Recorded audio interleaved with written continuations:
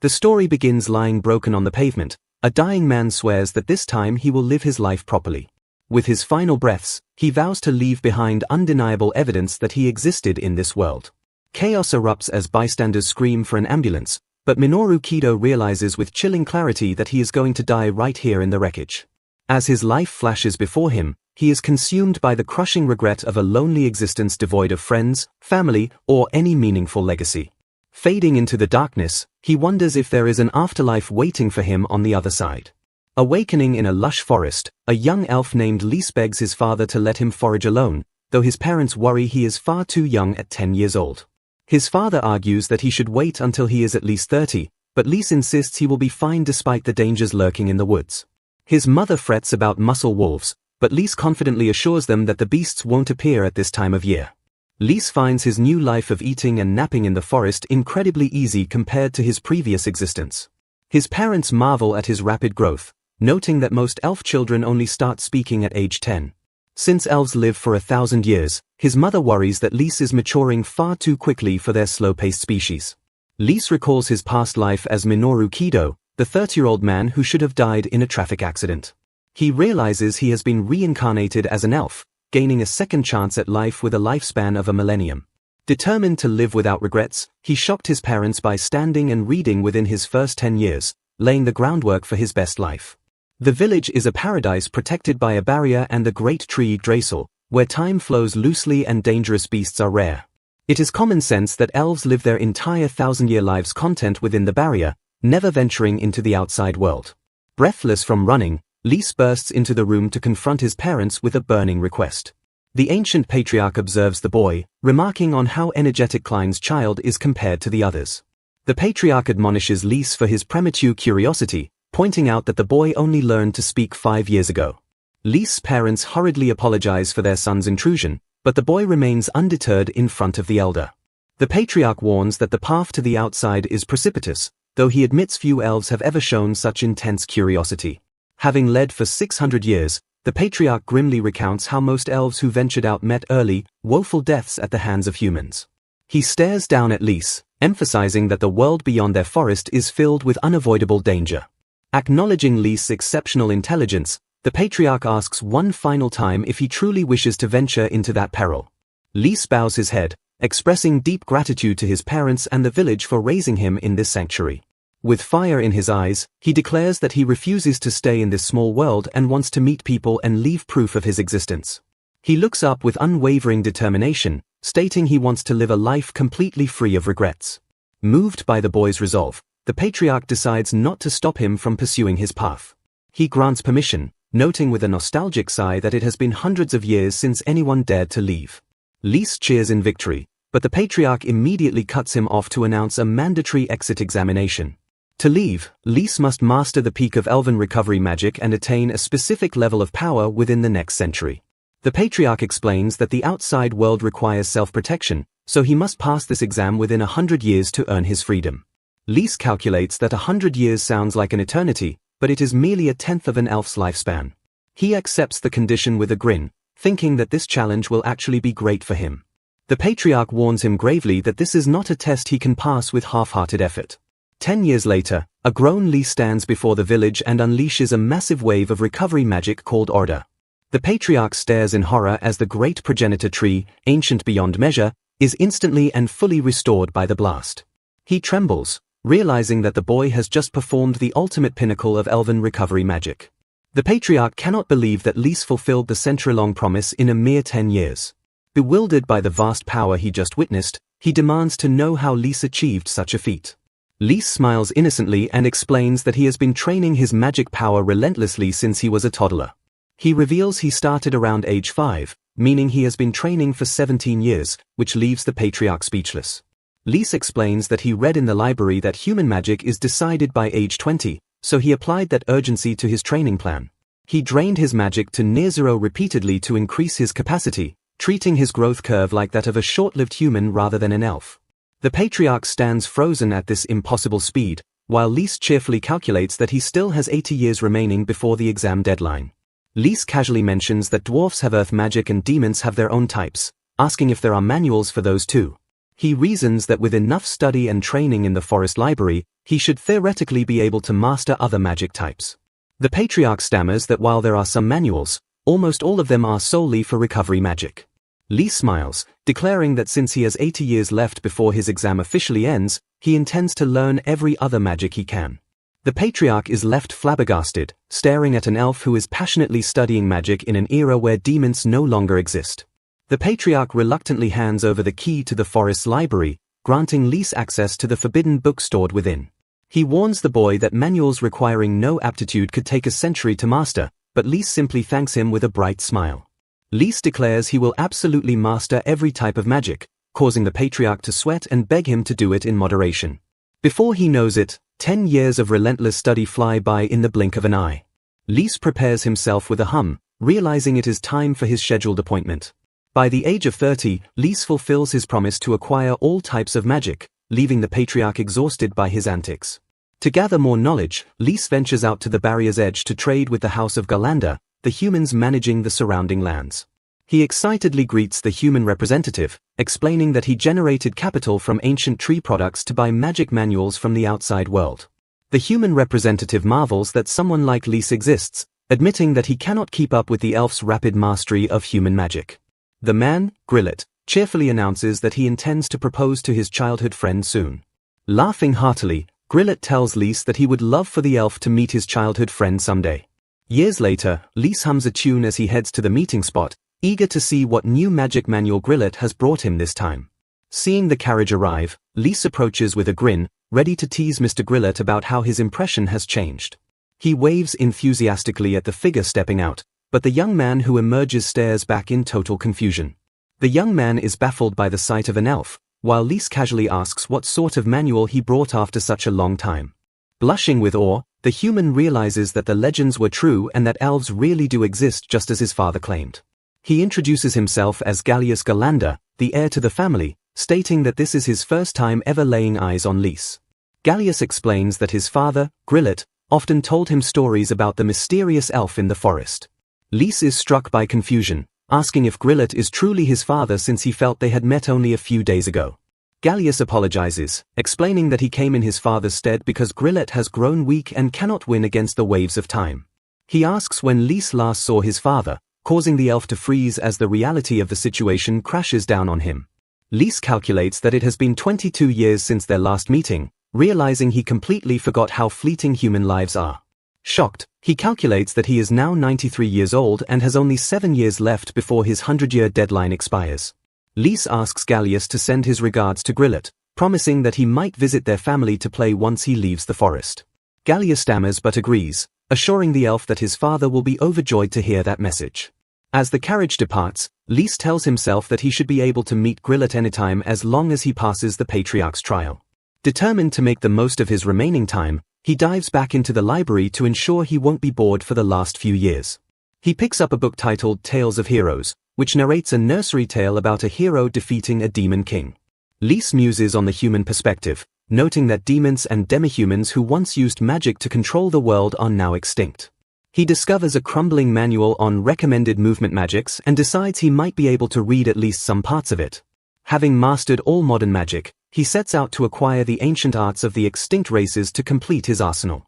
He learns that these ancient magics differ significantly from the 4 basic types and often require special conditions to invoke. With a confident smile, Lise lifts the book and decides to give the ancient spell a try immediately. He decides to test the movement magic by transporting himself somewhere nearby within the safety of the house. Reading the chant for Bezandel, Lise activates the movement magic with a surge of power. He vanishes instantly, wondering in amazement if he really got the spell right on his very first try. He lands face down on the ground amidst a sudden commotion, hearing the low growl of beasts nearby. Lifting his head, Lise blinks in confusion and wonders where exactly the magic has transported him. A terrifying roar rips through the air, accompanied by the metallic scent of fresh blood. An armed man shouts at him in a panic, demanding to know if he is with the guild and where the hell he came from. Lise turns with a blank expression, completely caught off guard by the chaotic situation. He wonders if he accidentally exited the barrier as he scans the surroundings to understand what is happening. His eyes widen as he spots a human child lying motionless on the ground amidst the carnage. Realizing the girl is still alive, Lise freezes as he processes this sudden, fateful encounter with a human. Lise realizes that his new movement spell has malfunctioned and dropped him somewhere completely unexpected. He scans the area and concludes with certainty that he has landed outside Yggdrasil's concealing barrier. A group of armed men shouts in confusion, demanding to know if he is from the guild and where he came from. Lise ignores their questions as he notices a pack of menacing magic beasts lurking behind the men. He spots children lying on the ground and wonders if they were the victims of a muscle wolf attack. His sharp eyes detect movement among the bodies, realizing that one of the children is still barely alive. The men curse their luck, complaining that their merchandise is damaged and now worthless. Terrified by the magic beasts and the sudden arrival of an elf, the leader orders his men to retreat immediately. They scramble to escape, desperate to put distance between themselves and the monsters before they get eaten. Lise watches them run and coldly decides that he cannot allow them to leave after what they have done. He resolves to stop them, setting aside the injured children for a brief moment to deal with the scum. Unleashing a shadow spell called Black Whip, he sends tendrils of darkness racing toward the fleeing men. The bandits scream in panic as the sticky shadows bind them, leaving them completely immobilized. Lise turns his attention back to the threat, preparing his next move with calm precision. He activates a strengthening magic to harden his body, causing his muscles to expand with explosive power. His physique transforms instantly, tearing through his clothes as he channels the raw energy of a beast. With a roar, he unleashes the beast fist, striking the air with enough force to generate a shockwave. The impact sends the magic beasts flying, crushing them under the overwhelming weight of his physical magic. Lise marvels that the Beastman magic actually worked on him, having never tested it on his own muscles before. The bandits watch in trembling disbelief, unable to comprehend that an elf is using violent melee magic instead of recovery spells. Silence falls over the clearing as the men stare at the elf, their fear mounting with every second. Lise approaches the surviving child, noting that she is the only one with a faint pulse remaining. He kneels beside her, assuring himself that as long as she is breathing, his magic can save her. He speaks gently to the unconscious girl, promising that she will regain her energy immediately. Lise casts Dragon's Healing Breath, a conflux spell that combines fire and recovery magic in a dazzling display.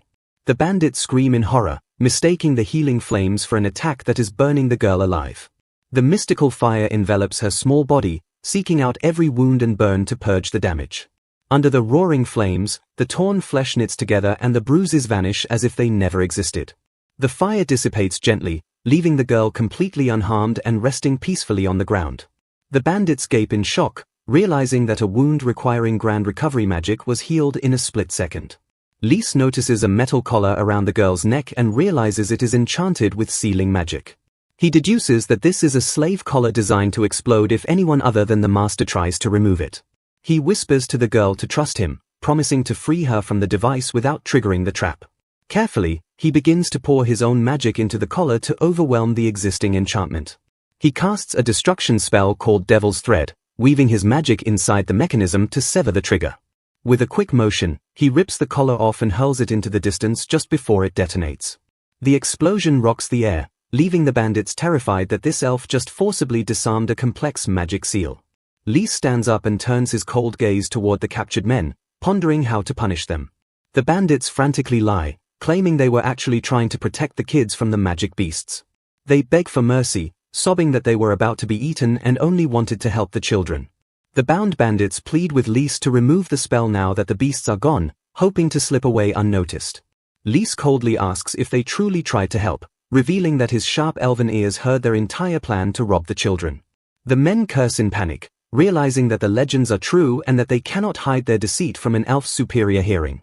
Ignoring their terror, Lise states that he will ask them 3 specific questions before deciding their fate. He demands to know exactly who they are and why they were being chased through such a lethal forest. Pressing further, he asks what their objective was in dragging small children into a place crawling with monsters. He offers a chilling bargain, promising that he might spare their lives if they give him straight answers. Terrified, the bandits scream their confession, admitting they are merely hired slave traders. They reveal that they were betrayed and set up by someone at the guild, forcing them to flee.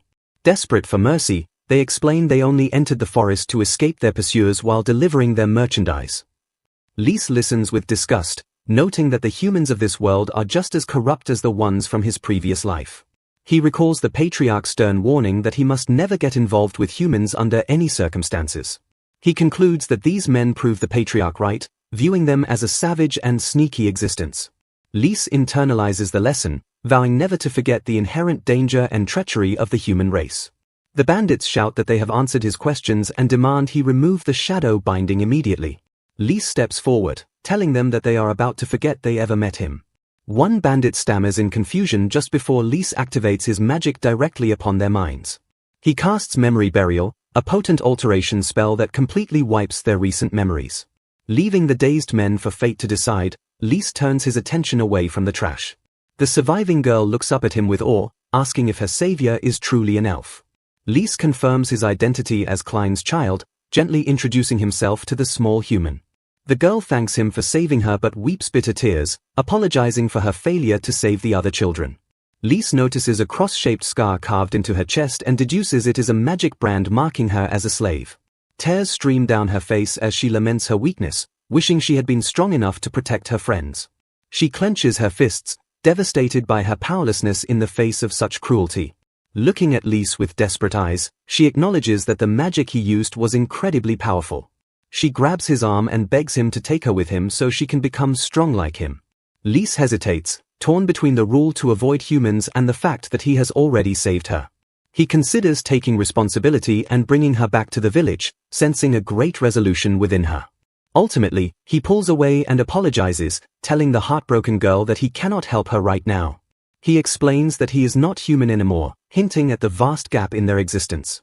Internalizing his thoughts, he reflects on how elves perceive the flow of time differently than humans. To him, the 7 years remaining in his exam are nothing, but for her, it would be a lifetime of waiting. Unwilling to dampen her determination, he decides not to force her into his timeline. He leaves the bandits for the guild to find, entrusting the girl's immediate safety to the authorities. Lys vanishes into the forest, marking the start of the final 7-year countdown. He whispers to the wind that if her determination remains unchanged, their paths will cross again. The girl lies alone in the clearing, holding on to his promise that they will meet again in the future. Seasons turn into years as the great tree Yggdrasil watches over the passage of time. Rumors eventually spread of a nameless woman who rose from nothing to achieve incredible feats. Lys overhears tales of her military prowess, confirming that the girl survived and found her strength. Back in the library, Lys immerses himself in his studies, letting the rumors drift by as he focuses on his goal. A smile graces his lips as he reads, satisfied that his interference allowed her to forge her own destiny. Finally, the century concludes, marking exactly 100 years since his rebirth as an elf. Lys sits with the patriarch, who notes that the mischievous child has returned right on schedule. The patriarch observes him closely, realizing that even after a century, the boy's resolve has not wavered. He asks one last rhetorical question about what happens when a sheltered elf leaves the village's protection. He compares it to a baby mouse jumping onto a battlefield, warning Lys of the brutality of the outside world. The patriarch warns that the outcome is usually clear once you see the fire, implying certain doom for the naive. Lys steps forward with unwavering confidence, declaring that he has trained 100 years for this exact moment. He looks toward the horizon with a fearless smile, announcing that the day of his exit exam has finally begun. The patriarch asks Lys if the examination is finally over. Lys stands in the rain, acknowledging that a century of training has passed. The elder notes that the boy's wish to leave the ancient forest remains unchanged. An unseen voice interrupts, remarking that they have quite a lively child preparing for departure. Lys looks around in confusion, unable to locate the speaker despite hearing the voice clearly. The voice complains that the rascal is troublesome because he is neither inferior nor has he lost to the speaker in any way. The speaker describes Lys' ability as a degree of genius that defies words, hoping he will soon understand his own scope. A cloaked figure steps forward, deciding that she may have to look forward to testing that genius herself. Dropping her hood to reveal a young elven face, Ryab Lowry introduces herself and states she is just under 6 centuries old. Lys repeats her name in shock, recognizing the legendary figure standing before him. He recalls the rumors of a mysterious elf who appears to cure ill humans in exchange for valuable fruits. Ryab blushes with embarrassment, surprised that people actually speak of her in such a manner. Lys excitedly concludes that since she collected books from the outside world centuries ago, she must be a veteran. He stares intently, realizing that she possesses a wealth of knowledge about the world beyond the forest. Ryab explains that her examination is simple, he must survive until she runs out of magic. She adds coldly that she doesn't care if he uses recovery magic, framing the test as a raw battle for survival. Ryab requests that he not go too hard on her, despite having spent 3 centuries training for this. Lys focuses, telling himself that he can officially leave as soon as he passes this exam. Just as he begins to speak politely, he is cut off by a sudden shift in the atmosphere. Without chanting, Ryab instantly unleashes a massive earthen spear from the ground beneath him.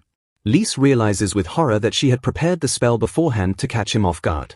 He barely manages to leap away as the ground explodes where he was standing just a second ago. Ryab lectures him that humans are unfair, reinforcing the harsh reality of the outside world. She declares that humans are savage, sly, and cowardly beings who prepare spells while their enemies are distracted. Ryab warns him that talent alone is not enough to survive in the brutal world beyond the forest. Unleashing another barrage, she insists that if he wishes to leave, he must at least learn this lesson. Lys counters with Vulang, summoning his own earth magic to block her attack.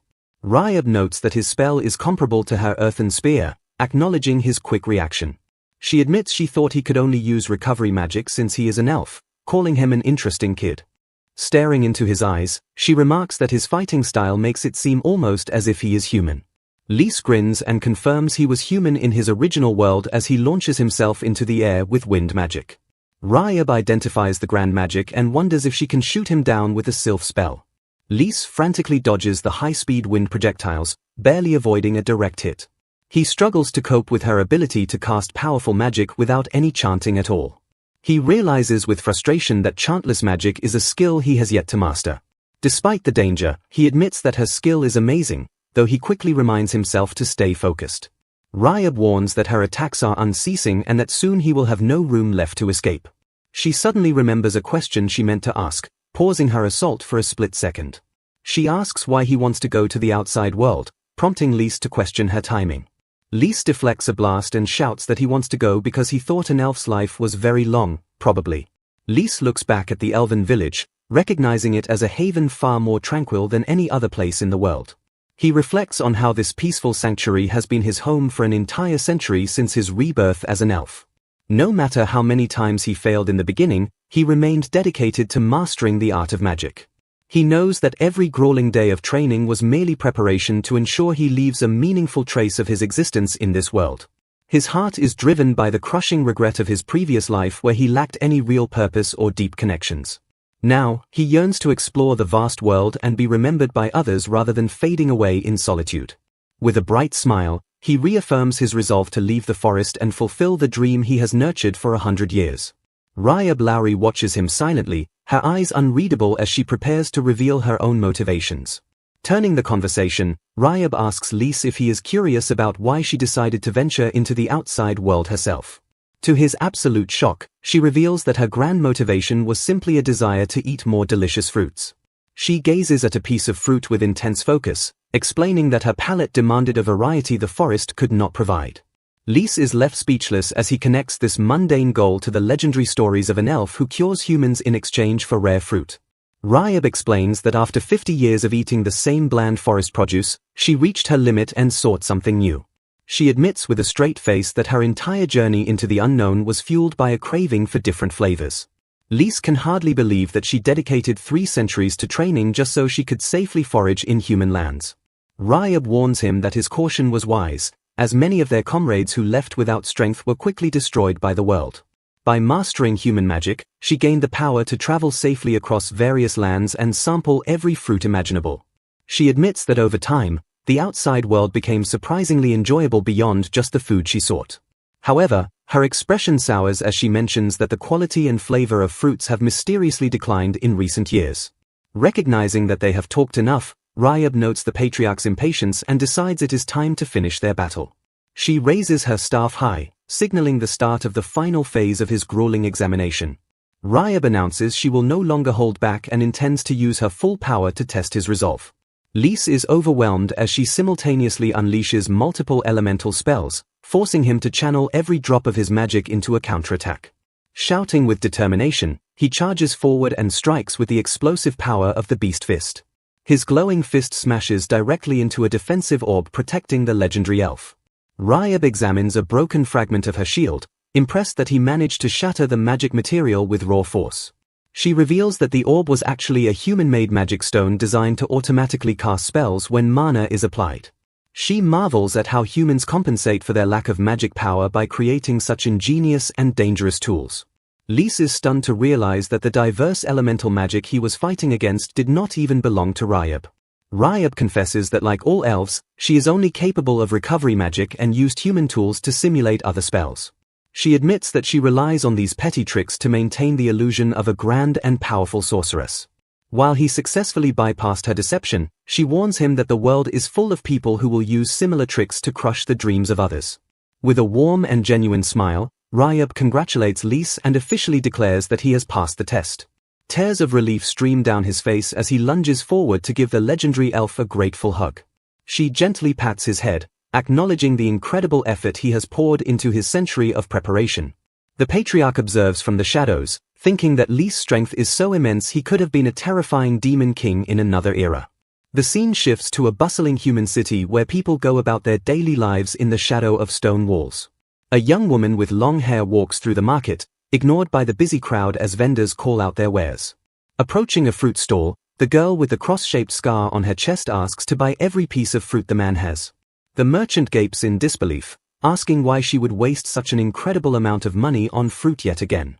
She softly explains that she only buys them because she remembers hearing that elves have a great fondness for fruit.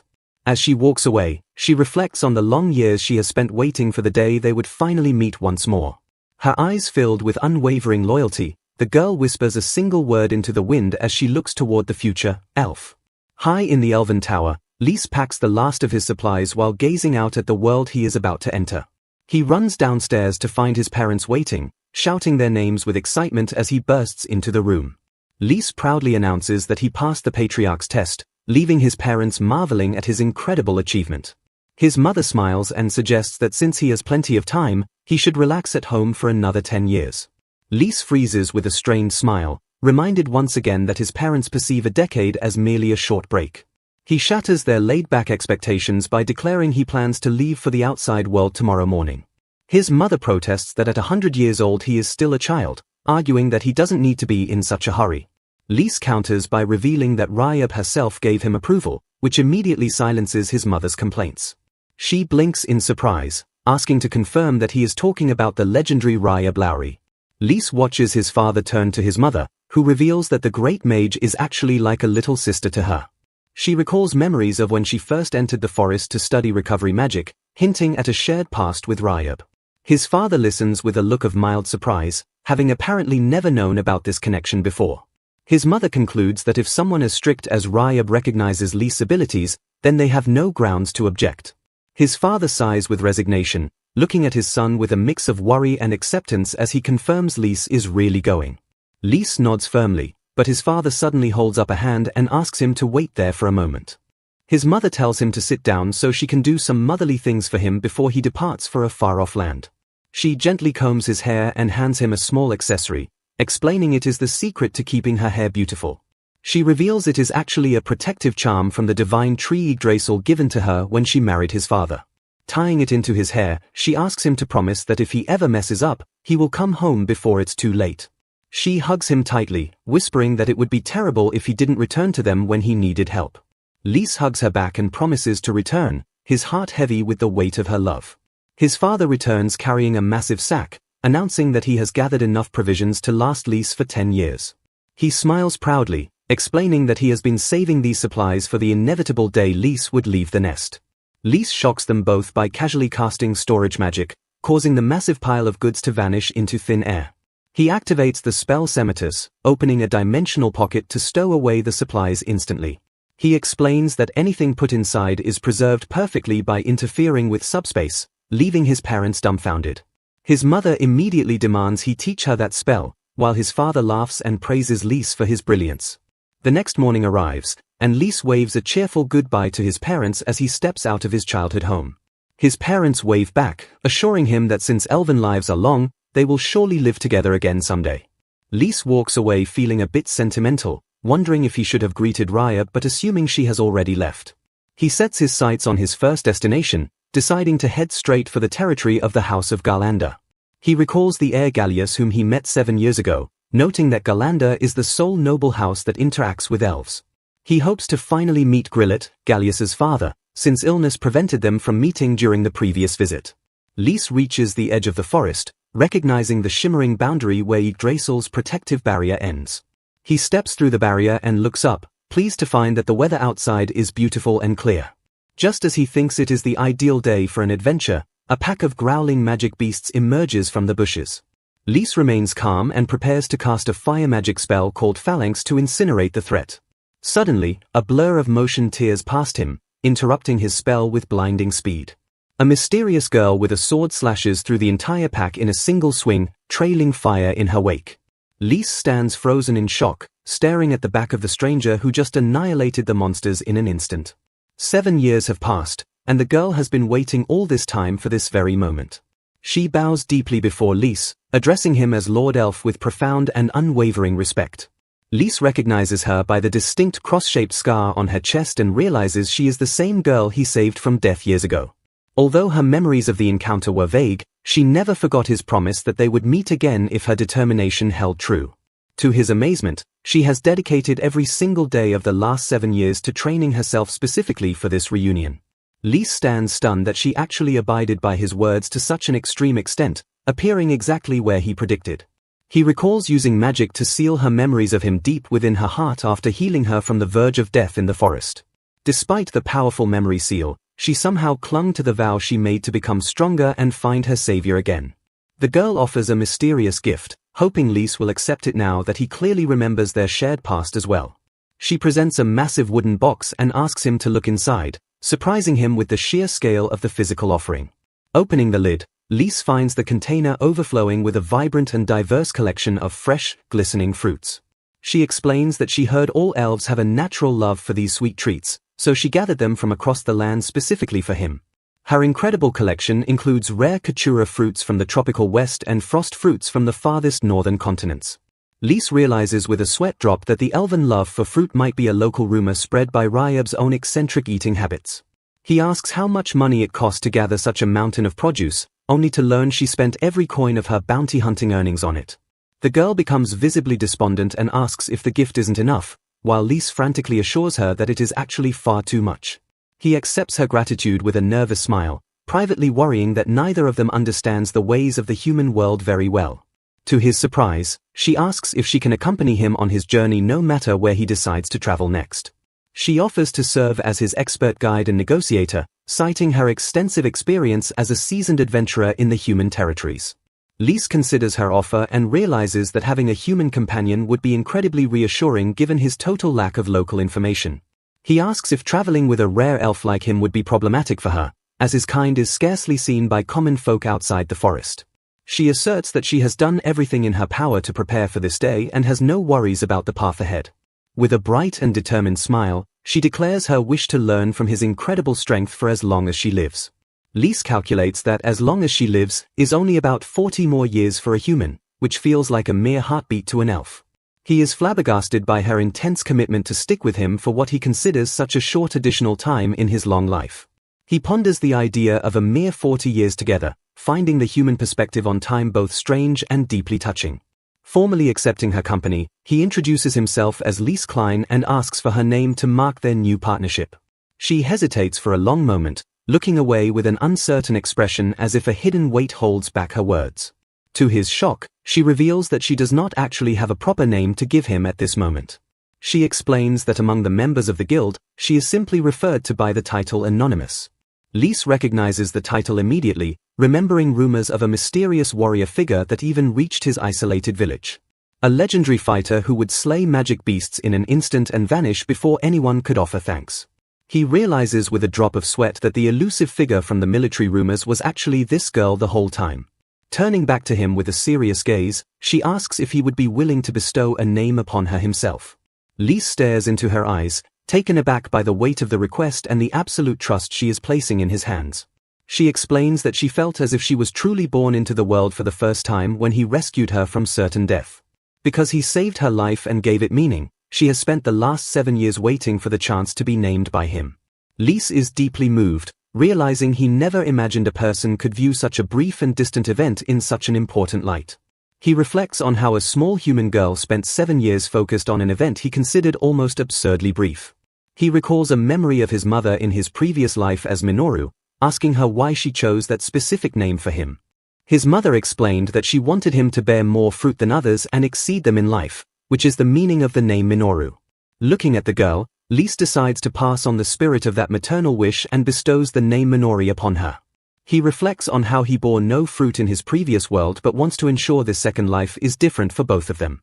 He is touched that someone was waiting for him so faithfully without even knowing for certain if he would ever reappear.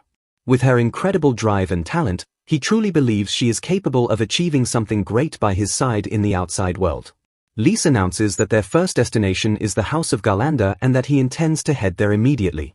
Minori excitedly offers to lead the way, eager to be useful to him right from the very start of their long journey.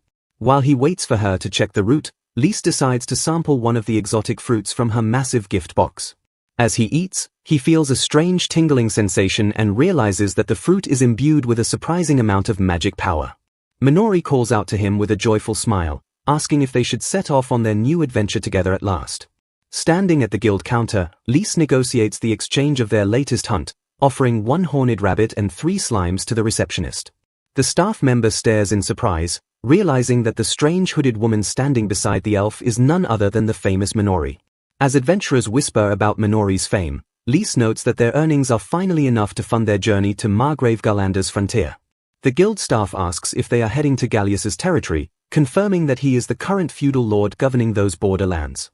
They explain that the economy has skyrocketed since Gallius took over, allowing adventurers to finally afford proper meals by hunting magic beasts. Lise stares quietly into the distance, his mind drifting back to the memories of 7 years ago. Reflecting on his journey, he realizes it has already been 3 weeks since he left the safety of the elf lands to explore the world. Minori excitedly points out the path ahead, announcing that Fort Kukure on the Garlanda border is just within sight. Lise looks at her with gratitude, acknowledging that having Minori as a guide is a true blessing for an elf ignorant of the outside world. Minori explains that the feudal lord keeps magic beasts on these borders to protect the empire from the threats of the sacred forest. As they walk, she notes grimly that the number of casualties among adventurers seems to be increasing the closer they get to the fortress. She shares a troubling rumor she heard recently about a sudden invasion of magic beasts in the area that is causing unrest. Lise crunches on an apple as Minori worries that Gallius, despite his good reputation, is struggling to deal with the rising threat. Minori suddenly panics, realizing she is about to eat an apple that has touched Lise's lips, and stammers that it might taste off. She takes a bite with a loud crunch, her face flushing as she tastes the fruit she was so worried about. Lise watches her reaction, amused to find that she thinks it tastes better after he took a bite, though he tastes nothing strange. His expression turns serious as he notes that the flavor of fruit has actually declined recently, prompting him to investigate the cause. Utilizing his magic, Lise casts Gronesis, a high-level observation spell, to analyze the composition of the apple. He is shocked to discover that the fruit contains a trace amount of miasma, a substance that should not exist in this world. When Minori asks how the apple was, Lise hides his discovery and simply asks if it didn't suit her taste. Minori quickly denies it, blushing as she admits that she just wanted him to have some and that it was delicious. Lise remains silent, his mind racing as he processes the terrifying implication of the miasma's presence in the fruit. He recalls that miasma is a phenomenon controlled by demons, a race that is supposed to be extinct in this world. As Fort Kukure looms ahead, Lise grapples with the impossible reality that he has found traces of ancient demon magic. At the gate, a guard blocks their path, shouting that he cannot allow a stranger to meet a noble lord like Gallius. The guard insults Lise's appearance, claiming he has watched this gate for 5 years and never seen such an ugly face before. Minori explodes with rage at the insult to Lise, but he steps in to calm her down before she attacks the guard. Suddenly, a familiar voice calls out from behind the gate, recognizing Lise immediately despite the years. Gallius steps forward with a warm smile, unable to believe that 7 years have passed since they last met. He beams at Lise, expressing his happiness that the elf remembered the promise they made all those years ago. Lise pulls back his hood and smiles, confirming that he came specifically to see him and fulfill his word. Gazing at the lord's estate, Lise adds quietly that he also came to see Grillet. The memory takes him back to a conversation with Grillet, who mused about the test required to leave the forest. Grillet had insisted that Lise visit their village and see him once he finally managed to pass the test and leave the woods. In the flashback, a young Lise smiles and agrees, but asks Grillet to do something for him in return for the visit. The scene shifts to a dying Grillet, recalling Lys' request for him not to die until the elf left the forest. Grillet had laughed and agreed, telling Lys that he would have to get out of the forest as fast as he could. Back in the present, Minori asks if he really made a promise like that, and Gallius admits he isn't as good at fighting as his father. Lys explains that Grillet was the first human to ever speak to him, while Gallius notes his dad was renowned as the god of war. Gallius looks at the elf, and Lys smiles softly, confirming that Grillet is his friend. Gallius tells Lys that his father spoke of him often, recalling their shared promise to drink beer and change the world. Gallius laughs and says his dad might be seen as a bad guy for keeping a promise to an elf, but he was simply dedicated to it. He leads them to a room where a man lies motionless, describing his father as a vegetable who has lost everything. Lys stares in shock at the bed, asking with a trembling voice if the man lying there is truly his old friend Grillet. The image shows the frail and unconscious warrior buried under heavy blankets as he clings to the last of his life. Gallius explains his father has been in this state for 5 years and the doctors have completely given up on him. He tells Lys he is sure his father is happy to finally have his elven friend come to visit him after all these years. Lys leans over the bed and softly greets Grillet, asking his old friend how he has been doing in this world. Gallius recounts how his father was a strong warrior who spent 20 years protecting the land from pirates and magic beasts. He reveals that 5 years ago Grillet was found gravely injured on the battlefield and has been fading away ever since. Gallius admits he became the Lord but must rely on the people because he lacks his father's incredible individual strength. He remembers how his father fought and protected the land all by himself even when his body was broken and hurt. Gallius confesses he never realized how truly great his father was until the man disappeared from active duty 5 years ago. Lys is stunned by the revelation, realizing he had no idea his friend's health had plummeted so drastically while he was away. He deduces that Gallius has kept his father's condition hidden to prevent widespread panic among the people of the territory. Lys spots a dark bruise and realizes Grillet was fighting magic beasts alone when he received the wound that ruined him. To the shock of the others, Lys suddenly lunges toward the bed with an intense and focused look in his eyes. He asks Gallius if he knows anything about the mysterious and dark bruise marking his father's withered body. Gallius explains that even the most powerful white magician in the land was baffled and didn't know what it was. He admits that standard healing magic did nothing even when the mage tried his highest level of power on the injury. Lys casts his observation magic, Gronisis, and is horrified to see the miasma content is at a deadly 91%. He confirms the bruise is pure, concentrated miasma and is staggered by the impossible density of the dark substance. Lys understands that the previous mags failed because Grillet's body simply rejected their weak human magic. He asks Gallius to confirm they have already tried every high-level healing spell available to no effect. Lys declares they must go beyond human limits and use the ultimate recovery magic to save his dying friend. Gallius laughs nervously and tells Lys he must surely be joking about using such a legendary and impossible spell. Lys stands firm and states he hasn't been sitting around doing nothing for the past 100 years in the forest. With a determined smile, he vows he won't go home without saying a word to the friend he came to see. Gallius is silenced as Lys tells him to listen carefully and prepare himself for the magic about to be unleashed. Lys warns that even if he wakes up, Grillet only has about 2 years left to live due to the damage. He looks at Gallius and asks if he truly wants to revive his father for such a short and painful time. Gallius weeps and admits he never got to thank his father or tell him he would take over the burden. He begs Lys to bring him back, saying he has hundreds of things he still needs to say to his father. Lys nods and prepares his stance as a powerful and shimmering aura begins to emanate from his body. He thinks of the ancient legend that humans once theoretically reached the peak of this forbidden recovery art. He notes the pinnacle spell normally takes decades to master, but he is ready to cast it in an instant.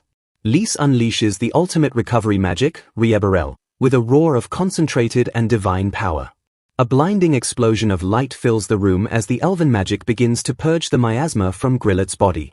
Grillet's eyes slowly open as he looks up and wonders if he is finally seeing his master one last time. Lys greets his old friend with a warm smile, telling Grillet he finally made it out of the forest like he promised. Lys reflects that his century of training was truly validated as he watches Gallius weep with joy over his father's bedside. Though he could only grant his friend 2 more years of life, Lys finds deep satisfaction in successfully restoring Grillet's vitality. Gallius is overwhelmed with emotion, unable to believe that his father is actually breathing and conscious once again. Grillet wakes to find Lys standing there, remarking with a chuckle that everything feels surreal while Gallius has grown so much. Looking at his old friend, Grillet notes with a faint smile that Lys kept his promise to visit after leaving the forest. Wasting no time, Lys asks Grillet to recount the specific events of the day he was injured on the battlefield. Grillet tries to remember but explains that while Fort Kukure was under beast attack, his mind suddenly became a complete blur. Lys analyzes this fuzziness and concludes that someone used a calculated memory alteration trick from the other side. Grillet is taken aback by the mention of the other side, sensing the gravity behind Lys' cold deduction. Lys stares intently and asks Grillet if he truly believes that demons, once thought to be myths, have actually returned. He explains that the lethal concentration of miasma inside Grillet's body is undeniable proof of a demonic presence. To uncover the truth, Lys asks for permission to look directly into Grillet's memories to clear away the mental fog. Placing his hands on Grillet's head, Lys prepares to cast a sophisticated spell to penetrate the suppressed history. He activates memory alternation magic, diving into the depths of the warrior's mind to find the last thing he saw. The vision reveals a dark entity dismissing Grillet as a mere human who lacked the specific brave factor they sought. The demonic voice wonders what to do next, ultimately deciding that this human was out of luck in their grand scheme. They ordered a subordinate to rough him up slightly, intending to use constant attacks on Fort Kukure to lure out their real target. The memory fades as the demons plot to keep the fortress under siege without completely destroying it for their own ends. Back in the room, Lys acknowledges the grim reality of what Grillet saw and warns him to stay silent for now. He explains that announcing the return of demons would plunge the world into total chaos and panic. With a confident finger raised, Lys declares he has a simple plan to resolve the situation before it escalates. He resolves to track down the demon's target before they can strike again in the outside world. His eyes burn with focus as he concludes they must find the mysterious individual holding the brave factor. Long ago, a demon lord suddenly introduced the formidable concept of magic into the world. Before anyone could react, the invulnerable demon lord quickly overran and conquered over half the globe. Meanwhile, in a small village, a talentless young man fiercely dreamed of becoming an adventurer despite everyone mocking his inability to use magic. Working harder than anyone else, he eventually mastered the 4 elements and awakened a mysterious new power alongside 4 wonderful companions. Wielding this immense power, the young man known as the Brave Man set out with his party to defeat the demon lord once and for all. Jolting awake in a cold sweat, a young elf boy named Rhys stares at his master in disbelief and questions if this nightmare is real. Clenching his fists in sheer panic, the older man screams out that he simply cannot believe the demons have actually returned. He explains that the memory alteration magic the demons used right before Rhys passed out serves as undeniable proof of their revival. Processing this horrifying reality, Rhys asks if the brave factor the demons mentioned means the old fairy tale is actually true. The master solemnly confirms that they are indeed talking about the famous legend of the hero known by all of humankind. Sweating profusely, the older man desperately insists that the legend was only ever supposed to be a children's story. Rhys quickly recalls reading a dusty battle record about that exact factor back in the library of his elven village. He vividly remembers the text describing this brave factor as an otherworldly force. Connecting the clues, they realize the demons are currently hunting among humans to find the one person possessing this legendary trait. Surging with sudden determination, the master declares that they absolutely must be the first to find this chosen human. Flashing a confident smirk, Rhys points out their one massive advantage is that the demons still have no idea they are being tracked. Furthermore, judging from the enemy's conversation, they are completely certain the target is hiding inside Fort Kukure. The master reflects on inheriting this territory 20 years ago and notes the massive spike in adventurers flocking here to hunt the multiplying magic beasts. Staring at his calloused hand, he deduces that the human with the brave factor must be concealing themselves among those greedy adventurers. A brief silence fills the tense room before Rhys softly calls out to his master. Rising to his feet with a cheerful smile, the young elf bravely announces that he will head straight to the front lines. Shocked by this reckless decision, the master demands to know why the boy would go so far, only for Rhys to fiercely throw the question right back at him. Glaring back at the older man, Rhys insists there is no need for him to shoulder the burden alone now that they are living in the outside world. Adjusting his gear, Rhys casually mentions that he still has 900 years ahead of him and finds nothing more boring than the world itself. Flashing a cocky grin, he confidently states that falling under the control of demons is completely out of the question. 1 week later, a reserved table groans under the weight of a massive, mouth-watering feast. An older woman warmly encourages her guest to eat a lot, sparking a starry-eyed reaction from a hungry young girl. Staring intensely at the towering plates of food, the mesmerized girl practically drools as she calls the spread amazing. Seeking to break the ice, the master gently calls out and offers to introduce the girl to his family. Smiling proudly, he introduces the gentle-looking older woman standing beside him as his beloved wife, Silpha. The young girl's face immediately lights up with pure joy as she realizes this is the famous childhood friend he always talked about. Silpha nervously asks her husband Grillet if he really made a promise to introduce her to an elf long before they were married, which he happily confirms. Bowing deeply with profound respect, Silpha warmly thanks Rhys for everything he has done for her husband. Gripping her dress emotionally, she insists that no matter how much she thanks him, it will simply never be enough. A flustered Rhys desperately tries to wave off the heavy praise while Grillet enthusiastically shouts for his master's attention. Grillet boldly brags about how cute his wife is, causing Silpha to blush furiously. Rhys fondly recalls Grillet's old promise to someday introduce and propose to his incredibly cute childhood friend. Chuckling at the interaction, Rhys playfully notes their weird elven way of praising her but admits it makes him lament the short lifespans of humans. Redirecting everyone's attention to the food, Grillet eagerly asks Minori if they should finally take up the offer to eat. Rhys enthusiastically agrees while the shy Minori timidly peeks over the table and asks if she may eat as well. Devouring the meal, Minori earnestly praises the food, getting Silpha fired up to cook more since the travelers had only been surviving on magic beasts and foraged nuts. Silpha smiles warmly and notes that the energetic girl reminds her of Grillet when he was young. Minori proudly declares the meal is the best in the whole world, flattering Silpha while Grillet agrees it has always been true. Taking a bite, Grillet casually asks his master how he and the young lady know each other. Beaming with a massive smile, Minori suddenly interrupts to introduce herself as Rhys's spouse. Grillet violently spits out his drink in pure shock at the word spouse while Minori politely finishes her introduction. Blushing furiously, Rhys stammers in panic as Grillet teases his elven moves, all while Minori happily declares they will be together forever. Rhys frantically explains that he only let Minori tag along because she wanted to get stronger in exchange for teaching him about humans, leaving the girl pouting. Breaking the awkward tension, Silpha gently calls out to the pouting Minori. Smiling warmly, the older woman asks if Minori would like to try and cook something as well. Minori looks up, completely caught off guard by the unexpected invitation. She nervously admits she is only good for fighting and has never cooked, but Silpha gently reassures her not to worry. Pondering the offer, Minori remembers the old saying that the way to a man's heart is through his stomach. Rolling up her sleeves with fierce determination, she declares she will do her best if cooking can make Rhys happy. Meanwhile, Grillet leans in close to his master to whisper something private. He brings up a warning from his old chief that it is extremely difficult for humans and elves to have children together, annoying Rhys with the terrible timing. Unfazed, Grillet bluntly asks what his master plans to do about the situation. Looking down, Rhys calmly states that unfortunately, it does not matter right now. He plainly admits that, for the time being, he simply does not view Minori in a romantic light.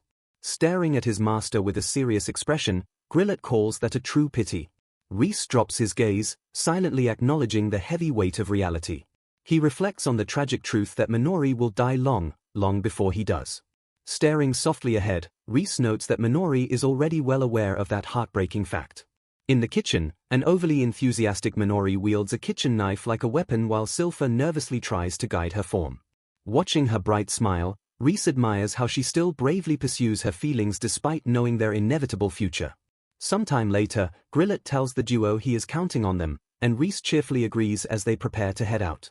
Glancing back with a confident smile, Rhys signals that they are ready.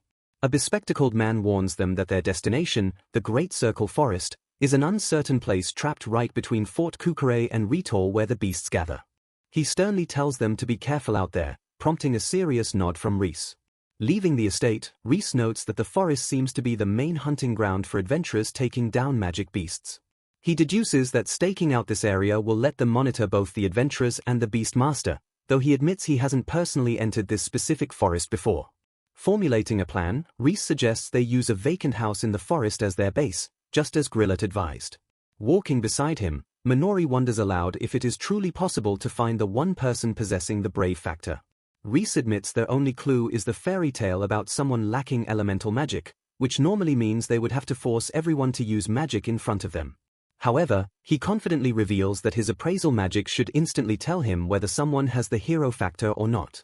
Pulling her hood tight, Minori points out the daunting reality that they will still have to individually appraise droves of adventurers. She turns to him with sparkling eyes, absolutely amazed that he can use his magic to locate the hero. Reese humbly agrees, sending Minori into another swooning fit over his greatness. While she praises him loudly, Reese quietly activates his appraisal magic to check his own status. Staring at his status window reading Otherworld Reincarnated, Reese realizes that his own existence is literally a power out of this world. Reese stops in his tracks and gently calls out to Minori, prompting her to turn around with a surprised response. Looking at her seriously, he asks if she is really okay with this arrangement. Looking utterly confused, Minori asks what he means about coming all this way with him. Reese gently reminds her of their previous conversation, warning that it could take a very long time to actually find the one possessing the brave factor. He explains that they will be holed up in this isolated forest for a while and that the search might even take years. Hesitating slightly, he trails off as he considers the true weight of the commitment. He silently worries that this endless mission could completely mess up her entire, incredibly short human life. Breaking the heavy silence, Reese offers her an out by stating there is still plenty of time for her to turn back. Frowning fiercely, Minori loudly declares that she has already made up her mind. She passionately reminds him that she spent an agonizing 7 years desperately chasing after his illusion. Getting right up in his shocked face, she angrily yells that she had already told him her answer. Softening her expression, she explains that true happiness for her simply means staying by his side. Adding that she also wants to grow stronger alongside him, she leaves Reese completely speechless. Flashing a brilliant, unwavering smile, she vows to follow him for the rest of her life. Leaning in aggressively, she insists she will never leave his side even if he tells her he doesn't want her around. Overwhelmed by her sheer intensity, Reese stands frozen and stunned in the middle of the path. Blushing heavily, he covers his face and frantically wonders why her proximity just made his heart race. Desperately trying to calm his beating heart, he flinches when Minori suddenly calls out his name. Pointing excitedly into the distance, she happily announces that she can finally see the house. Trudging through the brush, Reese notes that they are about a 6-hour walk away from Fort Kukure. Curious about a house in the middle of nowhere, Minori listens as Reese explains that Grillet's predecessor used it as a vacation home before the monster population exploded. Imagining a grand estate, Minori gets starry-eyed at the prospect of staying in a noble's luxurious vacation home. Rushing ahead with high hopes, she excitedly expects the property to be incredibly luxurious. Staring blankly at a dilapidated wooden ruin with a broken door, Minori's hopes shatter while Reese flatly suggests they start by cleaning it up. Staring in pure disbelief, Minori turns pale and drops what she is holding. Noticing her utter shock, Reese frantically asks what is wrong as she stares blankly at him. Still frozen in place, the young girl quietly stammers his name while keeping her gaze cast downward. Looking at the now pristine mansion, Minori screams that he just used magic to completely clean the ruins in a single instant. Reese cheerfully agrees that the trick is handy, leaving Minori weeping as she laments losing her one chance to finally be useful to him. Casually waving his hand, he explains that he simply used spirit magic by making a temporary contract with the local spirits. Puffing his chest out with pride, the elf adds that he successfully deciphered the complex magic back when he was 78. Spotting her gloomy aura, Reese frantically asks if she is depressed, prompting Minori to fiercely deny it before suddenly pausing in confusion. Brushing off the awkward moment, Reese casually declares that it is time for the finishing touch. Focusing his intense power, the young elf softly calls out to the Yggdrasil sylph. A glowing sphere materializes perfectly in his open palm as he prepares to cast a powerful barrier magic. Minori stares at the glowing orb and curiously asks what it is just as Reese happily announces that the spell is complete. Flashing a confident smirk, Reese simply tells the mesmerized girl to wait and look at the results. A massive, shimmering dome expands outward from the house with a soft pop, completely washing over the surrounding trees. Pointing to the sky, Reese explains that the barrier has successfully rendered the entire building invisible to the outside world. He proudly states that neither magic beasts nor demons will be able to find them while they safely search for the one possessing the brave factor. As Reese notes that the spell is just a simple version of Yggdrasil, Minori casts her gaze downward and reflects on how he can do absolutely anything by himself. She recalls the time Reese kindly claimed he only let her accompany him because she wanted to get stronger in exchange for teaching him about humans. Gripping the wooden railing tightly, she bitterly laments that she cannot do much of anything for him despite him constantly thanking her for being there. Staring at his gentle smile, the young girl silently admits to herself that he would be perfectly fine on his own. Clenching her fists by her side, She acknowledges that staying with him is merely her own selfish desire. Delving into her dark past, she remembers how she never knew her parents and only managed to survive as a miserable slave. A vivid memory flashes by, showing Reese extending a warm hand to save her just as she was about to be brutally killed. Shunned by everyone for being a former slave, she spent the next 7 grueling years doing everything possible to gain power so she wouldn't waste the life he gave her. Steeling her resolve, she remembers how the fated time finally arrived on the promised 7th year. She recalls standing at the agreed spot every single day, desperately waiting for Reese while clinging to the memory of her savior. Smiling brightly at Reese in the present, she silently wishes she could tell her past self that her dreams finally came true. Her bright smile immediately drops as she grips her skirt, realizing that she simply cannot be happy with just this arrangement. Filled with renewed conviction, she firmly decides she doesn't want him to keep her around merely to satisfy her own selfish wishes. Looking up with burning determination, she deeply desires to do more so she can actually prove useful to him. Glaring fiercely ahead, she swears she wants to become much stronger so she can properly fight by his side. Breaking her intense silence, she suddenly calls out his name and asks if he is planning on doing something specific. Staring at him seriously, she asks if he plans to take the person with the brave factor under his protection so they can eventually defeat the Demon Lord together. Reese admits he lacks the brave factor needed to defeat the Demon Lord, meaning he will likely have to train alongside that chosen person first. He adds that he wants to do his best to stop the Demon Lord, even though he currently has no idea how far into the future that battle will take place.